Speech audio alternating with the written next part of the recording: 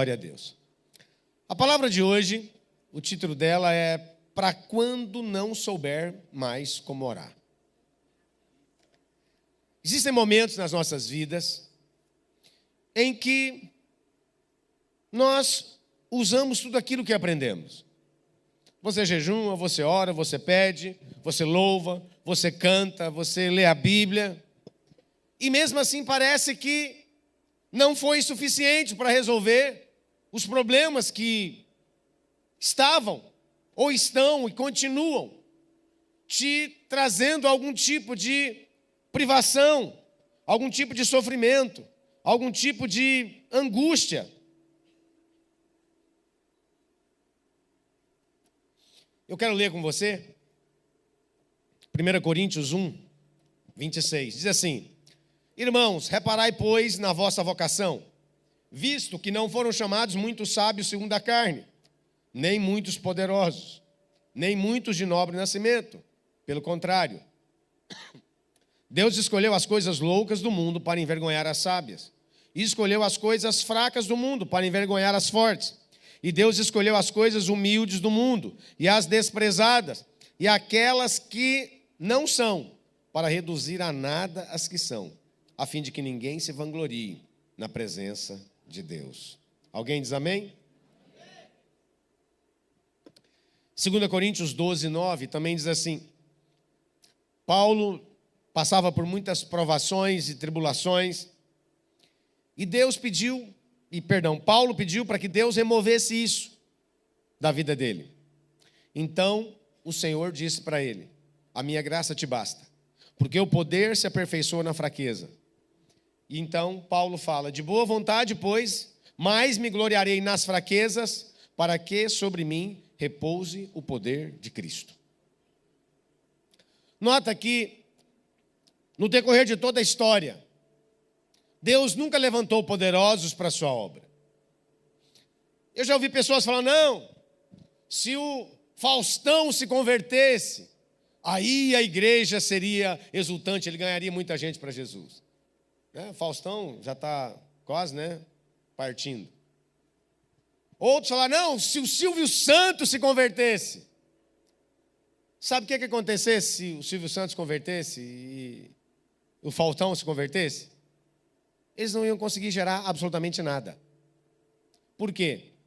Porque ninguém consegue fazer algo para Deus com base nas suas habilidades, com base na sua força, com base na sua performance, conhecimento, inteligência, capacidade, habilidade, talento. Todos eles se ele se convertesse, teria que fazer exatamente como Paulo. Durante 3 anos, depois que Paulo se converteu, ele foi para onde? Para o deserto. Para primeiro aprender a andar com Deus, para depois poder fazer qualquer coisa. Porque ninguém, na sua mente natural, vai conseguir entender e aprender a fluir em Deus. Isso é um processo longo, não é um processo instantâneo. Não é simplesmente agora eu me converti, agora você é poderosamente usado. Não, você pode ser usado. Mas antes de você ser usado, você vai ter que chegar ao fim de você mesmo. Antes de Deus fazer coisas grandiosas em você e através de você, vai ser necessário você perceber que não é com base naquilo que você pode fazer.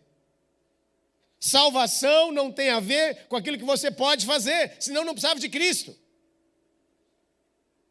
Então, nós vemos em toda a Bíblia Deus chamando aqueles que eram improváveis. Você viu o pastor Ricardo Landim falando? Deus sempre chamou os improváveis, aqueles que não eram. Escolheu as coisas loucas desse mundo para confundir aquelas que se dizem inteligentes, as coisas fracas para confundir aquelas que se dizem fortes. Por quê? Porque Deus não vai dar a sua glória para o homem. Quantos aqui já perceberam que quando você começa a andar com Deus e a depender de Deus, Deus vai colocar você em circunstâncias onde não tem absolutamente nenhuma saída a não ser Ele? Quantos já perceberam isso? Por que que Deus faz isso? Para você aprender a confiar nele. Por que Deus já não coloca na sua conta 10 milhões de reais, já que você é filho amado? Porque aí você vai poder ficar tranquilo. Porque as suas bases não conseguem suportar 10 milhões de reais e você permanecer diante dele. Se você recebesse 10 milhões de reais hoje, onde é que você estaria na hora do culto semana que vem? Ah, pastor, eu tive que ir para Nova York, conhecer os Alpes suíços, não sei aonde, Europa, Torre Eiffel, nunca fui. Ah, eu quero ir para Israel, o senhor fala que tem que ir para Israel, eu vou dar uma ida lá. Eu preciso conhecer outras coisas antes, claro. E aí Deus coloca você em um caminho onde não tem saída, simplesmente. Onde tudo aquilo que você pode, que você sabe, que você tem, não resolve. Por que Deus permite isso? Para nós aprendermos a confiar nele. Deus ama os 47 do segundo tempo. Por que Deus já não começa esse jogo logo fazendo 5 gols a favor nos 3 primeiros minutos? Porque senão você vai achar que você é o cara. Aqui é o cara, meu. Aqui, ó, pega a bola, ó, tal, gol. Aqui é o cara. Entendeu? Que comigo é assim, falou? Tá ligado, meu aí? Tá pensando que você está falando com quem? Agora, quando vai chegando o fim do jogo, e tá 3-0 pro outro lado. Aí, 45 do segundo tempo. Senhor. Pois é, Senhor. O Senhor disse, né? O Senhor falou que a gente ia ganhar, né, Senhor? E aí, o que acontece? Aí você vai se humilhar diante dele. Fique em paz, que Deus não vai escolher os the best, né, da humanidade para poder fazer a sua obra, para poder ele expressar o seu poder. Por quê? Porque esses já têm muito poder, eles nem precisam de Deus. Deus vai escolher aqueles que não podem. Se você quer ser cheio do poder de Deus, se você quer ser usado grandemente por Deus, então você já sabe. Você precisa de reconhecer que é impossível você fazer isso. Lembra de Moisés? Falo muito sobre isso. Moisés, poderoso em palavras e obras. Coach poderoso. Comigo é assim. Escreveu, não leu? Aqui é assim, eu defino a meta e cumpro. O que eu falo, acontece. Esse era Moisés. Enquanto ele estava na corte, 100% poderoso, um cara exemplar. Mas a hora que ele vai fazer a obra de Deus baseado nisso, Deus fala assim,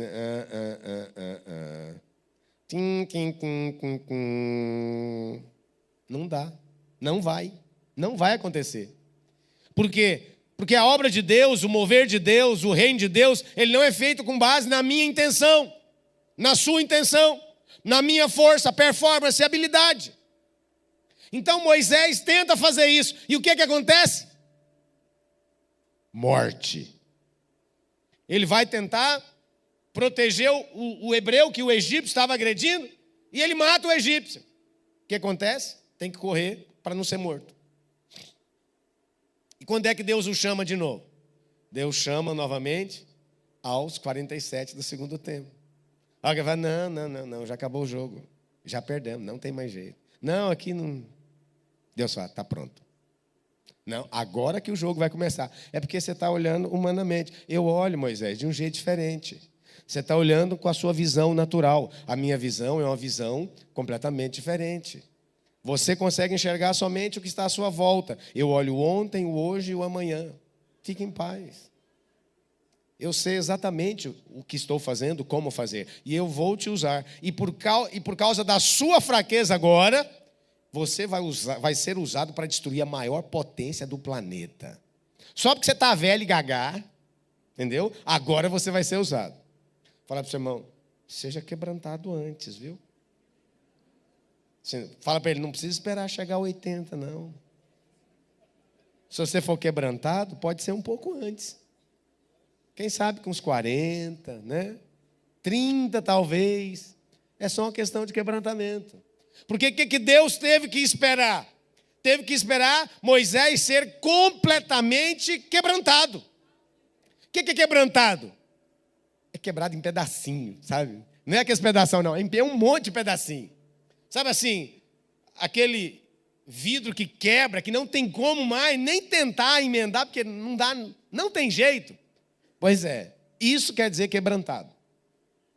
Então, quando você se quebranta, quebrantar significa o quê? Fala, Deus, eu não tenho condições, eu dependo do Senhor, se o Senhor não fizer, esquece, porque não vai acontecer.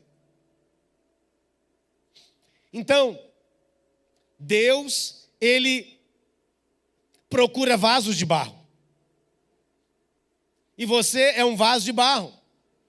Ele é o tesouro poderoso que aceitou ser colocado num vaso de barro, que sou eu e você. Alguém diz amém? Precioso é Ele. Nós somos vasos de barro. E se não for vaso de barro, fala, não, esse aí não precisa de mim. Fala, não, eu quero ser de ouro, resistente de ferro, aço polido. Não, fala, não, está duro demais. É melhor um vaso de barro, porque um vaso de barro quebranta com mais facilidade. E Deus usa pessoas quebrantadas. O quebrantado de espírito, ele atrai Deus. Eu quero ler com você 2 Coríntios 4, capítulo 7. 2 Coríntios, capítulo 4, versículo 7, diz assim: temos, porém, esse tesouro. Qual tesouro? Deus, o Senhor Jesus, em vasos de barro, para que a excelência do poder de Deus, para que a excelência seja de Deus e não nossa. Em tudo somos atribulados, porém não angustiados, perplexos, porém não desanimados, perseguidos, porém não desamparados, abatidos, porém não destruídos. Como é que o Evangelho alcançou Roma, que era o maior império do planeta na época de Cristo? O Evangelho colocou Roma de joelhos, literalmente. Através dos crentes, boa parte deles eram escravos, insignificante. Gente que não tinha vez, não tinha voz, mas tinha joelho para orar. E quando é que eles cultuavam? Eles faziam culto às 5 horas da manhã para não ser vistos, não ser descobertos, não incomodar ninguém, ninguém falar que eles não estavam trabalhando e só estavam querendo Deus, não serem acusados de nada. E muitas vezes, quando eram pegos, dava-se um jeito. O estádio daquele tempo, né? Porque assim, entendo o que eu vou falar, tá? Não estou falando mal de nada, estou falando da cultura. Hoje nós temos um jogo de futebol que interte as multidões. E alguém faz gol, yeah, gol, aquela coisa toda. Naquele tempo, sabe como é que era? Era os leões comendo os crentes na arena. Arrancou a cabeça dele! Era isso que eles faziam. Então, os estádios de hoje, na verdade, é uma releitura, é um relayout, é um redesign do que era o Coliseu naquele tempo. Onde juntava-se a multidão para ver os leões comendo os crentes. E os crentes, e eles ficavam apavorados, por quê? Porque não tinha desespero quando um crente ia ser comido por um leão. E cada um daquele que via um leão comendo um crente, ele ficava preocupado. Apesar de vibrar, alguns começavam a perceber isso. E o evangelho ia se alastrando, se alastrando, se alastrando. Então Deus escolheu as coisas insignificantes para confundir aquelas que aparentemente são muito grandiosas.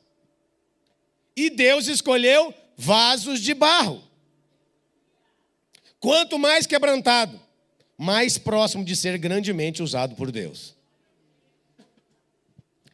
E aí Deus não usa os habilidosos? Usa. Deus usa muita gente habilidosa. E não há nenhum problema nisso. Mas a grande questão é o tamanho da obra que vai ser feita. Deixa eu te dar um exemplo para você entender. Se você for analisar, os maiores homens de Deus da história, atual e passada, às vezes você viu eles no momento de grande glória, de grande mover, de grande poder, de grande unção. E você fala, uau! como ele é inteligente, cheio de estratégia, né? Olha só, tal, olha como é que ele faz, precisamos copiar ele, fazer uma modelagem para pregar igual ele prega, algo assim. Mas no início não era assim. Eu estava em Goiânia em 2003. E eu vi o pastor Aloysio começar ali, a videira começou em 99, alguma coisa assim. Então eu cheguei poucos anos depois. O pastor Aloysio tinha um apelido. Olha, hoje o pastor Aloysio é um homem nobre. É alguém assim que não tem jeito de você conectar ele hoje com a origem. Sabe qual era o apelido dele? Com todo o temor, todo o respeito? Nerso da Capitinga. Era, sabe por quê? Ele andava assim, ó. Ele andava igual ele. E ele contava umas histórias, às vezes, que parecia com o Nerso da Capitinga. Porque depois de pregar em tantos lugares, o sotaque ele vai se maneirando, né, você vai conseguindo tornar ele um pouco menos regionalizado. Né? Mas, antigamente, o sotaque era muito carregado. Muito carregado. Quando você vai em Goiânia, você sabe que você está lá mesmo. Quantos já foram em Goiânia? A hora que você fala com alguém de lá, você sabe que esse camarada é daqui. Então, ele tinha esse sobrenome, esse apelido. E assim, a origem é uma origem que você olha hoje. Não, só Deus para fazer. E só Deus mesmo. Só Deus mesmo. Deus escolheu aqueles que são fracos para confundir aqueles grandiosos que se consideram fortes. Alguém diz glória a Deus?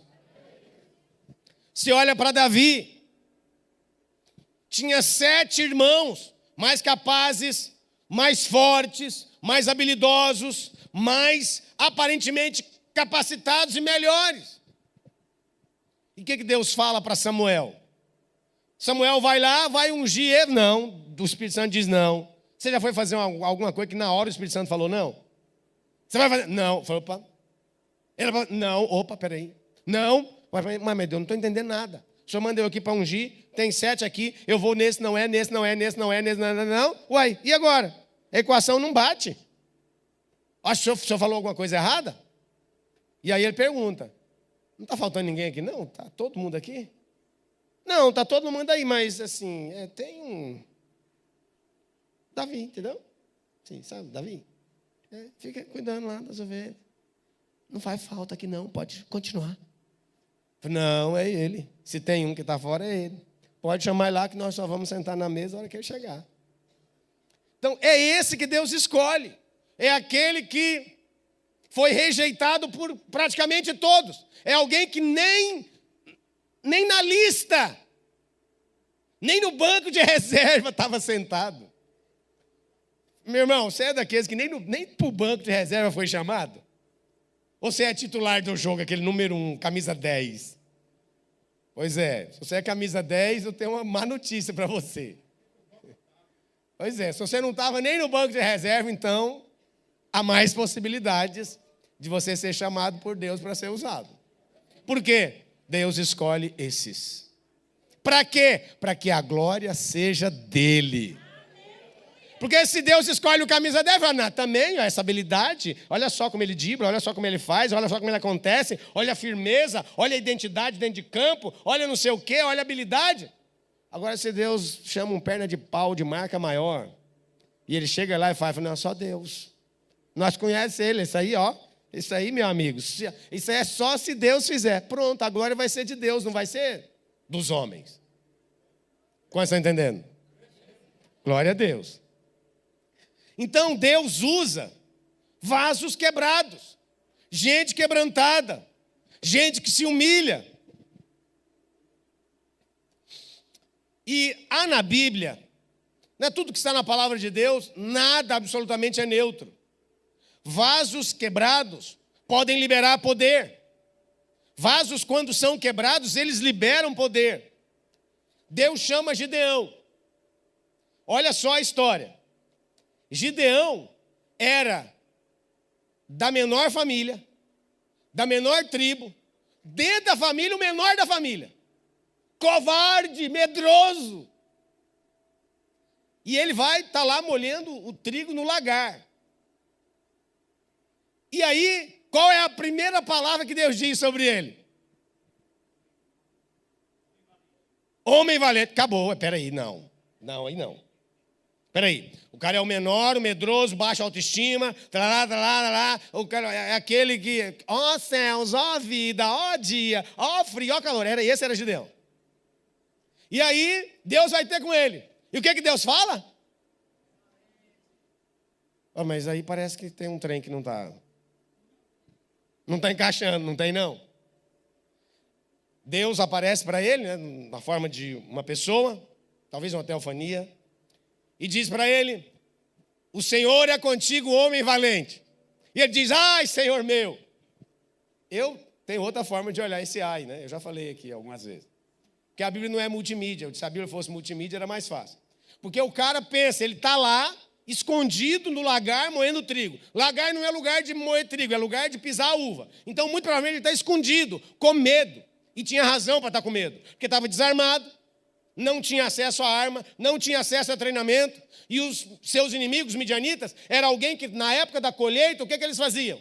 Eles subiam para querer destruir tudo. Era a forma de sufocar Israel e destruí-lo. Porque a plantação, cultivo da terra naquele tempo, era uma cultura autossustentável, de sustento.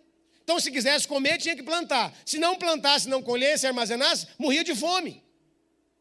Então, os midianitas vinham para poder pegar o que eles conseguiam carregar, e o que não conseguiam carregar, eles punham fogo. Exatamente para deteriorar o Estado de Israel. Então, ele conseguiu um feixe de trigo e está lá moendo trigo no lagar para quê? Para comer alguma coisa, porque provavelmente estava com fome, não tinha comida. E ele está pensando ali, eu estou moendo, daqui a pouco aparece um cara e me corta a cabeça, porque ele vai estar armado, eu não vou estar armado. E agora, como é que eu vou fazer para defender? E ele está lá moendo trigo. E aí chega alguém. O Senhor é contigo, homem. Ai, Senhor meu. Por quê? Porque é a circunstância. Ele imaginou que alguém falou alguma coisa, cortou a minha cabeça agora, não vou nem olhar. Mas o que Deus fala para aquele que é o menor, o da menor família, da menor tribo, mais baixa autoestima, aquele que reclama da vida, e etc, etc, etc. O Senhor é contigo, homem valente. Fala glória a Deus. Porque é isso que Deus fala de você. Ainda que o diabo fala 1001 outras coisas através de N circunstâncias. O que Deus sempre vai falar de você é homem valente, mulher valente, homem amado, mulher amada, homem escolhido, mulher escolhida, favorecido, mulher favorecida. Alguém diz glória a Deus? E Deus chama Gideão, esse completo improvável, que antes era um medroso, que antes era um baixa autoestima, cheio de minhoca na cabeça, cheio de dúvida, complexo de inferioridade, de pobreza, de tudo que você pensar. Ah, eu sou o menor da minha casa, da minha família, eu sou o menor de Israel. Era autopiedade, autocomiseração, era autossabotagem, tudo isso, essas terminologias estavam lá na vida de Gideão. Mas até o momento que ele teve um encontro com Deus. Você já teve um encontro com Deus? Pergunta para o seu irmão, você teve um encontro com Deus? O que Deus te falou o dia que você teve um encontro com Ele? A partir do dia que você teve um encontro com Deus, sua vida precisa mudar. Por quê? Porque Deus te deu uma nova identidade. Ele revela a sua identidade, fala, isso que você está achando que é, isso que falaram que você é, essa circunstância é mentira, eu vou dizer quem você é agora. Você é amado, favorecido, abençoado, protegido de Deus. Então, Gideão acorda. E ele fala, Deus, será, Senhor, isso é bom demais para ser verdade. Se eu falar que eu sou valente, não, eu estou sonhando. O Senhor me dá um beliscão aqui para ver se eu acordo. É óbvio que não está escrito isso lá, né? Estou parafraseando. E aí ele faz provas com Deus. E Deus responde às provas. E ele inverte a prova. E Deus responde da mesma forma. E aí então ele se posiciona e agora ele começa a agir. Então Deus pega esse cara, completamente improvável. Assim, era o subsolo do buraco. Deus vai lá, tira ele de lá e coloca ele para ser líder de um exército. E aí ele mobiliza Israel, ele consegue mobilizar e chama 32 mil homens. Só que no meio daqueles homens, tinha muita gente parecida com quem ele era. Imagina, ele era alguém, né, vara verde, tremendo igual vara verde, né, em tudo que fazia, com medo, né, uma imagem ruim de si mesmo. Deus restaura ele. Agora ele vai mobilizar os outros. Só que também no meio desses outros tem muita gente com esse mesmo espírito que estava sobre ele antes de Deus. E eles tinham que enfrentar um exército de 135 mil homens completamente armados. Exércitos, né? Soldados, profissionais que viviam disso. E eles não, eram camponeses. Então ele reúne 32 mil homens. Mas no meio ali tem muita gente medrosa, tem muita gente com a identidade ruim, com a identidade errada de si mesmo, uma visão distorcida. E Deus fala, olha, tem muita gente. Gideão pensa, bom, 32 mil para 135 mil, vai dar meio aí 5 para 1, mas se Deus fizer um milagre, a gente ganha. Aí Deus fala assim, não, tem muita gente. Como assim, Senhor, muita gente? Assim, é porque lá tem 135 mil, aqui tem 32, o senhor está achando que é muito? É só para mim saber o que o senhor pensa. Tem muita gente. Pode mandar embora todos aqueles que forem covardes, medrosos, mas que não quiserem lutar. Eles acham que vai ser uma guerra perdida, eles só vão morrer, então pode mandar embora. Eu penso que Gideão falou, deve ir no máximo 1.000, né? Fica 31 mil, já está top. Só que vão 22 mil embora. Eram 32, vai 22 mil, fica 10 mil. Esses 10 mil era gente forte, era gente que queria lutar, era gente que queria vingança, era gente que queria enfrentar o inimigo, era gente, aqueles que não levava desaforo para cá, pelo menos não era medroso. Mas aí Deus falou assim, Gideão, beleza, ficou 10 mil. Aí Gideão, agora 10 mil para 135 mil, dá 13 para 1. Senhor, agora o milagre precisa ser muito maior. Antes era 5 para 1, agora foi para 13 para 1. Agora o milagre é assim, aquele milagrão. Aquele milagre assim, poderosíssimo. Aí Deus fala assim, é mesmo, Gideão, mas ainda tem muita gente. Senhor, o senhor está falando sério? Muita gente? Eu falei, Gideão, tem muita gente. Leva eles para beber água, faz um treinamento com eles aí, e leva eles para beber água. Quem beber água dessa forma, você põe de cá. Quem beber água da outra forma, você põe de cá. Quem tiver de cá está reprovado, quem tiver de lá está aprovado e tal. E ele foi colocando os reprovados e os aprovados, só que os aprovados era a cada 20 pessoas reprovado, vinha um aprovado. Aí ele falou, Jesus amado, muda essa equação. Senhor, eu chamo a existência, eu declaro, está quebrado. E acabou que ficou 300 aprovados. E Deus falou assim, agora está bom. Senhor, 300 para 135 mil, eu nem sei. Eu imagino que ele até desistiu de fazer conta. Ele falou, eu nem vou fazer conta, porque agora é o Senhor mesmo. Então é problema do Senhor as contas que vai fazer. Porque se eu fazer conta não vai adiantar. Antes eu estava fazendo conta até 10 mil. Mas agora com 300, nem vou fazer mais. O Senhor que mandou, o Senhor que resolve.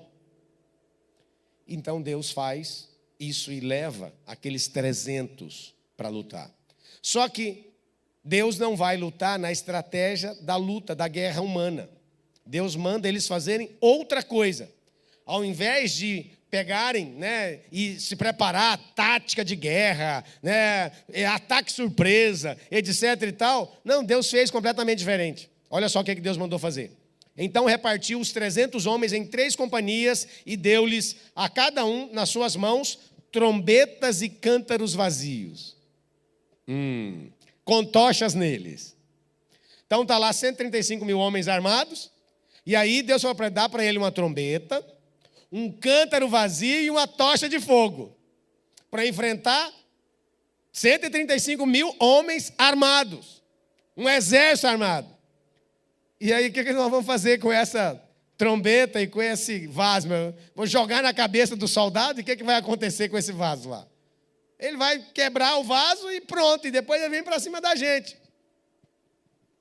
Assim tocaram as 3 companhias as trombetas e despedaçaram os cântaros, e seguravam na mão esquerda as tochas e na mão direita as trombetas que tocavam, e exclamaram: espada pelo Senhor e por Gideão.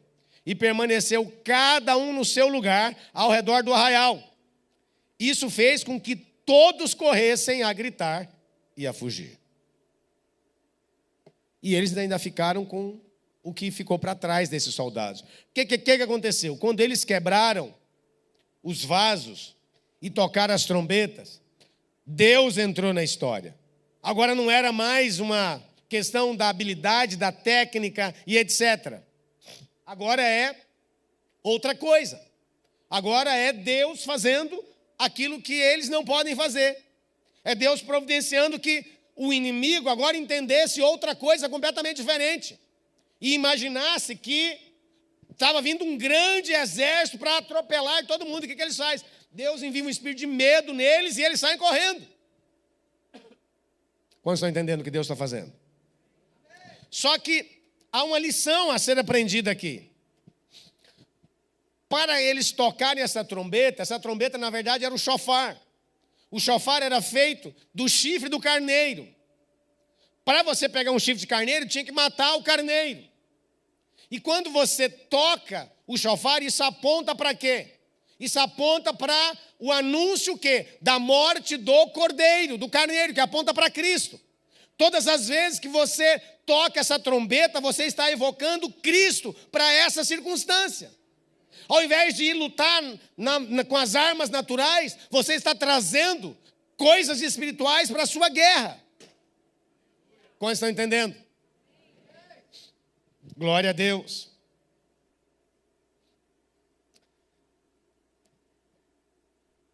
Gemidos chamam a atenção de Deus. Eu não falo do gemido de lamúria, o gemido da reclamação, da angústia e da morte, não, eu não falo disso. Eu falo daquele gemido que clama por Deus, do gemido que a única esperança é Deus, o gemido que está esperando que Deus faça algo, está esperando nele. Veja só o que Êxodo 2:23 fala. Decorridos muitos dias, morreu o rei do Egito. Os filhos de Israel gemiam sob a servidão por causa dela clamaram. E o seu clamor subiu a Deus. Ouvindo Deus o seu gemido, lembrou-se da sua aliança com Abraão, com Isaque e com Jacó.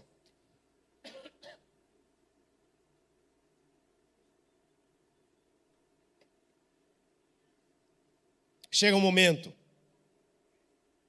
em que nós nem conseguimos mais orar. A partir daí, a nossa alma geme diante de Deus. Você só geme quando você chega ao fim de você mesmo.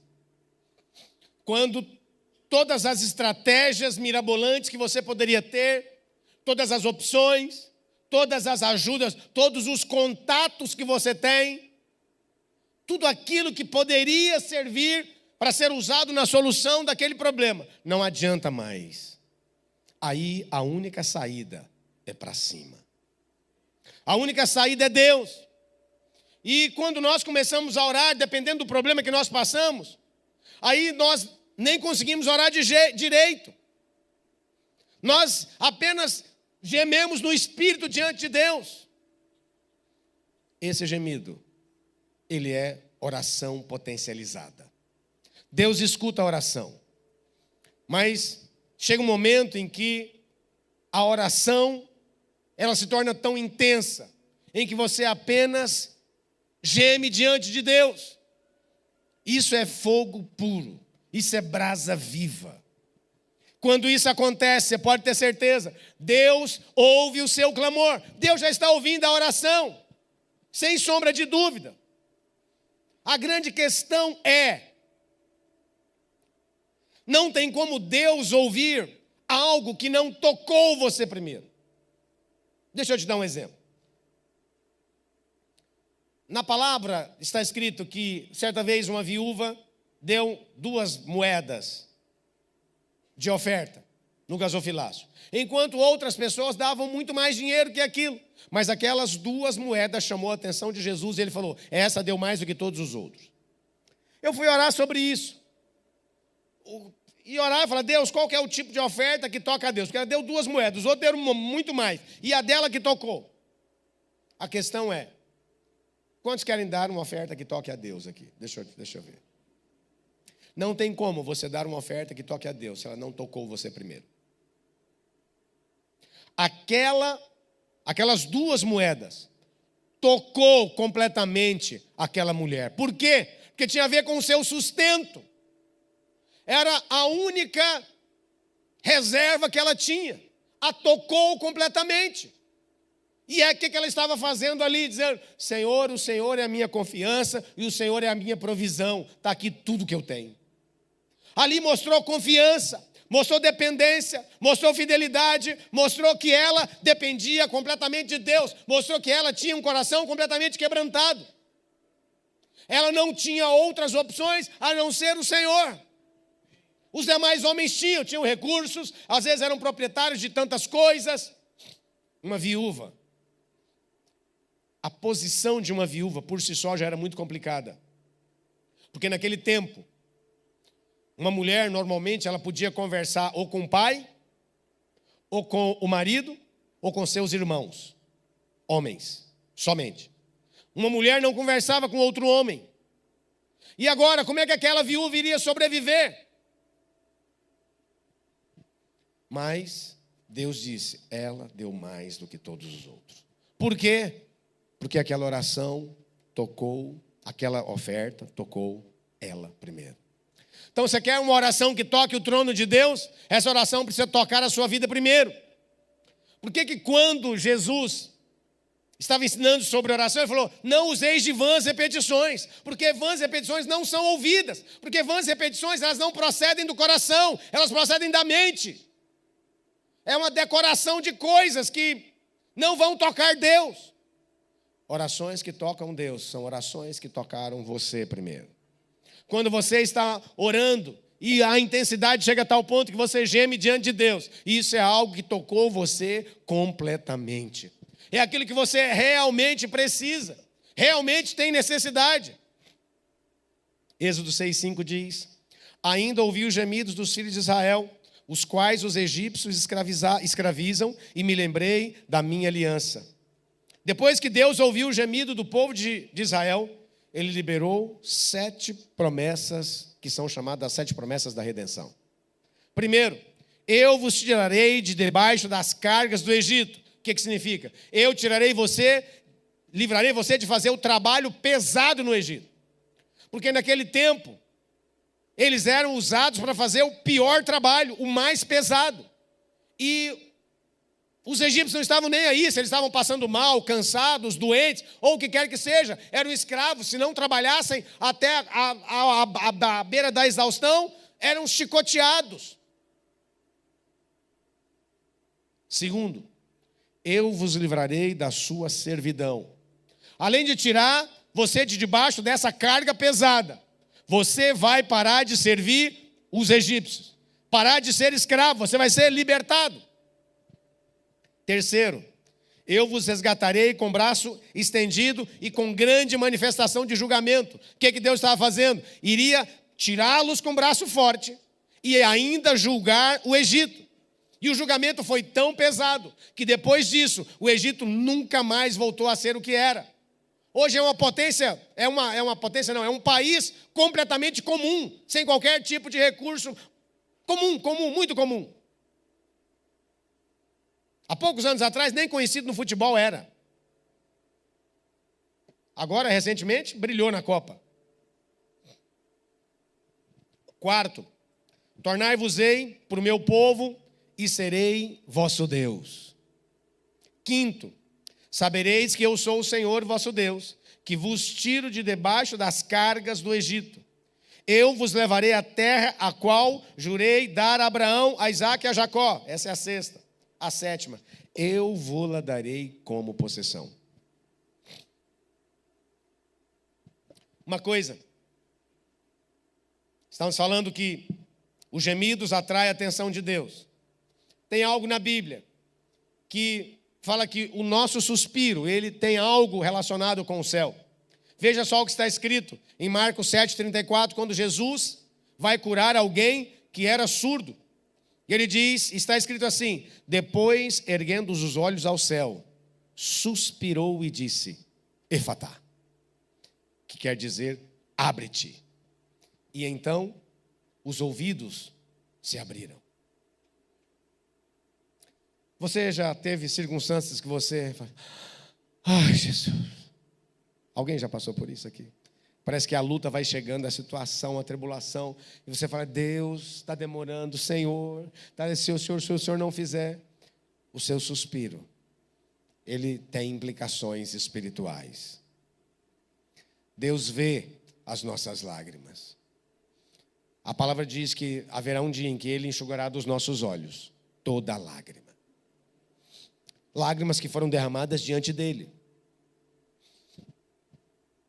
Veja o que está escrito em 2 Reis 21:6. Naqueles dias, Ezequias adoeceu de uma enfermidade mortal. Veio ter com ele o profeta Isaías, filho de Amós, e lhe disse, assim diz o Senhor, põe em ordem a tua casa, porque morrerás e não viverás. Então virou Ezequias o rosto para a parede e orou ao Senhor, dizendo, lembra-te, Senhor, peço-te, de que andei diante de ti com fidelidade, com inteireza de coração, e fiz o que era reto aos teus olhos, e chorou muitíssimo. Então Isaías, Deus manda ele ir até o rei Ezequias, entregar uma palavra para ele, dizendo, olha, põe tua casa em ordem, organiza a sua vida, paga as suas contas, faz um seguro para a sua família, não deixa a sua esposa à mercê das circunstâncias, porque você vai morrer. O que ele estava falando é isso.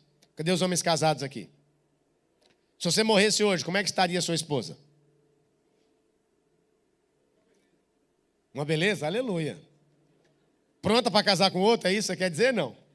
Não, né? Aleluia. Ufa. Que bom. A sua morte, no mínimo, teria que deixar a sua esposa mais rica do que ela é. Então, o que ele estava falando é, faz um seguro, paga as contas, se organiza, deixa alguma coisa preparada para sua esposa não ter problemas depois, chama um consultor financeiro, alguém que organiza, te ajuda a organizar a sua vida. Hoje, essa palavra seria mais ou menos essa. Boa essa palavra, irmãos? Muito melhor saber disso do que partir e deixar a esposa endividada, sem dinheiro, ainda tendo que pagar até o custo do caixão que o marido não deixou o dinheiro. Fala, misericórdia. Fala que Deus te livre, minha irmã. Tem alguma mulher aí perto? Fala que Deus te livre. Mas aí o que Ezequias faz? Ezequias vai para Deus. Ele ora e fala, Senhor, o Senhor conhece o meu coração, sabe que eu tenho andado na tua presença todos os dias da minha vida. E ele fala para Deus, ele expressa isso de uma maneira muito forte, ele chora diante de Deus, fala, não é isso que eu queria, Deus. E aí o profeta foi embora, deu a palavra e foi embora.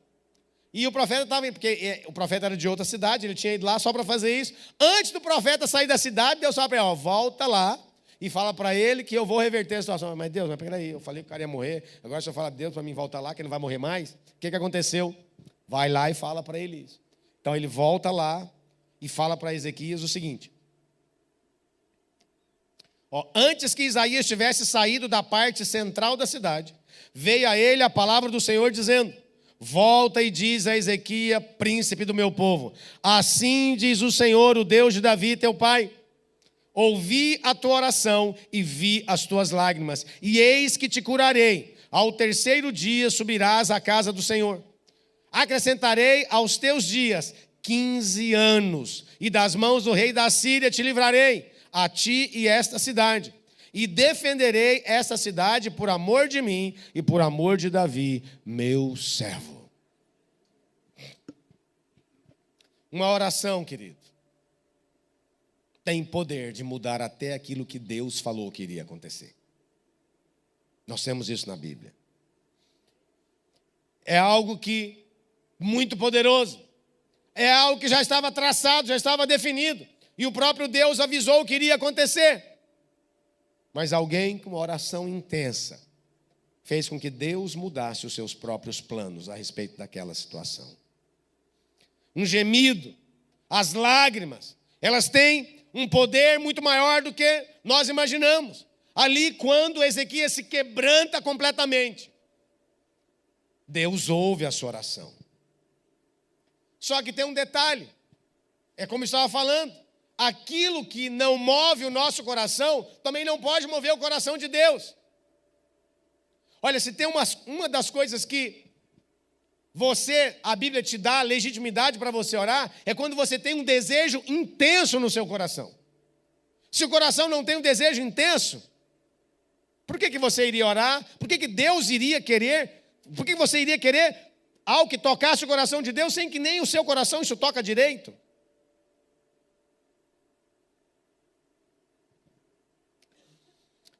Salmo 6, versículo 6 diz assim: estou cansado de tanto gemer, todos os dias faço nadar o meu leito, de minhas lágrimas o alago. O que Davi estava falando? O que o salmista estava falando? O que ele estava dizendo? Ele estava dizendo que o nível de angústia era tão grande, que todos os dias ele chorava tanto, que o seu leito era algo que já dava para nadar, de tantas lágrimas. Salmo 42, 3. Minhas lágrimas têm sido meu alimento dia e noite, e enquanto continuamente me dizem, o teu Deus, onde Ele está? Às vezes nós passamos por circunstâncias em que as pessoas zombam até do próprio Deus. Você não é crente? Você não diz que Deus pode A, B, C ou D? Por que você está passando essa circunstância? É nesse momento que você vai para Deus, vai buscar de Deus, vai se quebrantar diante dEle. Então veja bem, nas nossas vidas, sem exceção, se você quiser mais de Deus, se você quiser um nível de poder, de unção, de favor, de solução, vai ter um momento em que você precisa chegar ao fim de você mesmo. Talvez porque um casamento não funciona como deveria, talvez porque a família não se converte, pais que zombam, que pisam, que reclamam, que às vezes são até usados pelo diabo para te afrontar, parentes não crentes, e você tem encargo e amor por eles. Talvez um filho rebelde que enveredou por outros caminhos, não quer saber de Deus. Quando você usar tudo o que você pode e não conseguir resolver o problema, ainda existe formas de você continuar orando. É chorar diante de Deus, gemer diante dEle e suspirar apenas. Suas lágrimas serão recolhidas, sua oração vai ser ouvida, seu gemido vai chegar diante de Deus mais rápido. Por quê? Porque nesse momento é o momento que você vai estar orando de todo o seu coração, de toda a sua alma, com toda a sua intensidade. Buscar-me-eis e me achareis quando me buscar de todo o vosso coração. Alguém quer buscar o Senhor de todo o coração aqui hoje? Então, quebranta logo. Viva uma vida de quebrantamento. Por quê? Aquele que não tem uma vida de quebrantamento, em algum momento vai ter umas circunstâncias que vai quebrantá-lo por amor a ele próprio. Deus vai permitir circunstâncias que te quebrantem por amor a você mesmo. Porque Deus só usa pessoas quebrantadas. Deus quer fazer uma grande obra através de você. Alguém diz amém? Antes disso, vai precisar de fazer uma grande obra, primeiramente em você. E isso passa pelo caminho do quebrantamento. O jejum de 40 horas é uma excelente oportunidade para você se quebrantar diante dele. Tem poucas coisas que quebrantam mais a nossa alma do que o jejum e a oração. Jejum com oração é um negócio, é uma potência. É fogo com nitroglicerina, alguma coisa assim. Quando você junta as duas coisas, vira assim algo explosivo. Explosivo. Por que eu tenho que jejuar? Porque você precisa de jejuar para fortalecer o seu espírito. Como assim? Porque pensa comigo, o grupo de louvor suba à frente, por favor. Enquanto eles se preparam, eu vou explicar para você por que você precisa de jejuar. O espírito é a parte mais central do nosso ser. Você é espírito, possui uma alma que mora em um corpo. Alguém diz amém? Fala isso para o seu irmão. Você é um espírito, possui uma alma que mora em um corpo. O espírito é a parte mais importante, é a parte eterna.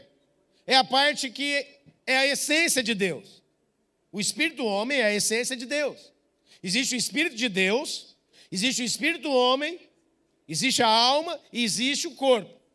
Quando você recebe Jesus como seu Salvador, a Bíblia diz que o Espírito de Deus, ele vem habitar com o seu espírito. E eles são amalgamados. Eles se tornam um. Alguém diz amém? Então, a Bíblia diz que aquele que se une a uma mulher sexualmente é um só corpo com ela. Mas aquele que se une ao Senhor é um só espírito com ele. Quantos se uniram com o Senhor aqui? Deixa eu ver. Então você é um espírito com ele. Alguém diz amém? Então o Senhor habita onde? No seu espírito. Só que acontece algo. A nossa alma, ela é uma casca dura que tenta impedir o espírito de se expressar. Deixa eu te dar um exemplo. Imagina um coco. Sabe aquele coco, coconut? Sorvete de coco, etc. Imagina um coco. Sabe um coco, aquela parte verde de fora? Aquilo ali aponta para o nosso corpo. É a parte mais frágil. Pensa agora num coco seco. Aquela casca dura aponta para a nossa alma. E o que realmente importa e o que interessa é o que está lá dentro, que é a polpa do coco. Ninguém come casca de coco, nem a verde, nem a dura. Pergunta se você já experimentou dar uma mordida num coco sem abrir? Isso é insanidade. Então, a polpa do coco aponta para o seu espírito. A casca dura do coco aponta para a sua alma. E aquela polpa verde, branca, aquela casca mais macia, aponta para o seu corpo. E para que você tenha acesso direto ao espírito, à polpa, o que precisa fazer? Tem que quebrantar corpo e alma. Só para ter acesso ao que interessa. Para ter acesso à essência, você não tem jeito. Você tem que quebrar aquilo que impede o acesso. E o que impede o acesso? Sua alma, sua inteligência, sua logística, a sua capacidade. Tudo que é humano, natural e terreno. E aí quando você jejua, o que você está fazendo? Você está quebrantando a sua alma. Quebrantando a sua carne. E ela começa a falar, vamos comer doce, vamos tomar sorvete, vamos ver tudo que me entretém, tudo que me deixa bem. Você fala, não, agora eu quero fluir no Espírito. Você vai ficar quietinha. Você precisa ficar quieta para que o Espírito flua. Tem que parar de entreter a alma. E deixar de dar comida para a alma é deixar de entretê-la, é deixar de fortalecer a alma para fortalecer o Espírito. Então quando você faz isso, o seu espírito fica mais em evidência, porque a alma foi quebrantada. Pergunta para ele, como é que está a sua alma? Quanto tempo faz que você não jejua? Vamos ficar de pé?